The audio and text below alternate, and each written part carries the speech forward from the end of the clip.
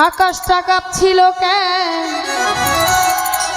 এই জমিনটা নাচছিল কেন, আমার বরফের ঘাম ছিল কেন সেই দিন সেই দিন।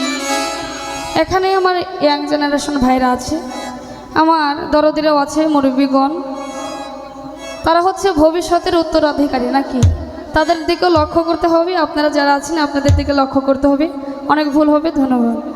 আকাশটা কাঁপছিল কেন, জমিনটা নাচছিল কেন, আকাশটা কাঁপছিল কেন, আকাশটা কাঁপছিল কেন, জমিনটা নাচছিল কেন, বরফের ঘাম ছিল কেন সেই দিন সেই দিন। গান গাইছিল খাজা